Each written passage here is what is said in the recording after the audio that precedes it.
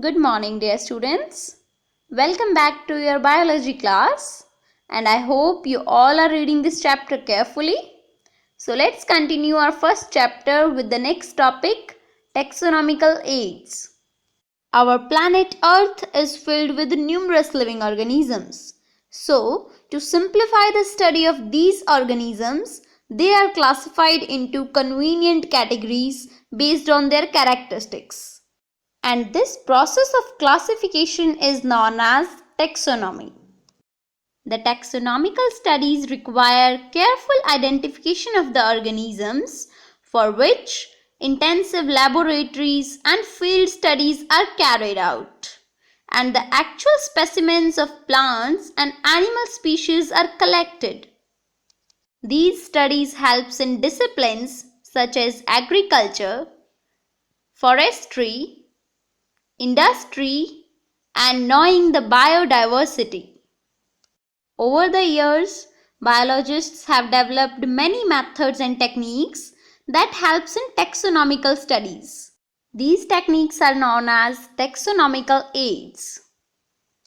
Herbarium, botanical gardens, museum, geological parks, and the keys are few examples of taxonomical aids. Let's see the herbarium. A herbarium is a storehouse where a collection of dried plant specimens are marked on sheets, labeled, and systematically arranged based on the universally accepted system of classification for the use in scientific study. Here the details like date and place of collection, English, local, and botanical names, family of the specimen, and collector's name are also recorded. These herbarium specimens are often used as a referral material in taxonomical studies. Now the another place that provide taxonomical aids is a botanical garden. A wide variety of plants are cultivated in the gardens for scientific research, conservation, display, and education. Here, each plant is labeled with its botanical or scientific name and family. Some of the famous botanical gardens are at Kew in England, Indian Botanical Garden in Howrah, National Botanical Research Institute in Lucknow. Now, the biological museums set up in the educational institutions such as school and colleges also acts as a taxonomical aids. These museums have collection of preserved plants and animals which are used for study and reference. They are preserved in jars using preservative solutions or dry specimens. Insects are collected, killed, pinned, and then preserved in insect boxes. And the larger animals are typically stuffed and preserved, or either their skeletons are displayed. Now the geological parks or zoos also helps in taxonomical studies.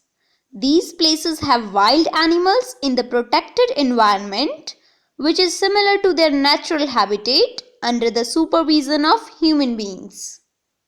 Animals' food habits and behavior also studied here. Now a biological key is another taxonomical aid used for the identification of plants and animals. It is a list of questions that helps to identify and classify the living organisms. Each question presents contrasting characters when organisms are in pair called couplet. To classify these organisms, the characters similar to the organism has to be chosen.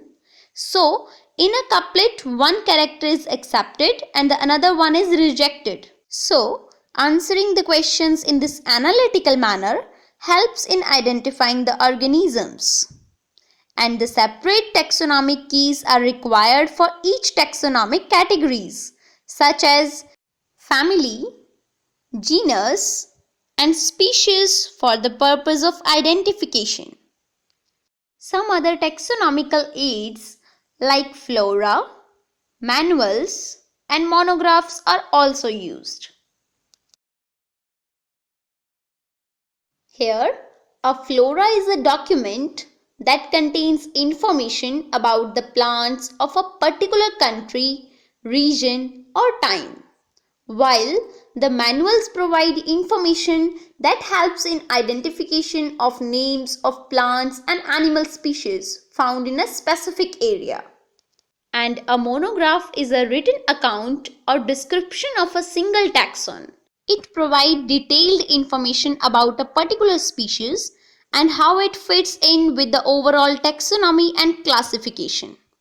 In our today's scenario, when many plants and animal species are endangered, taxonomical aids plays a crucial role in studying the important assets of living organisms and saving important information about them for future reference.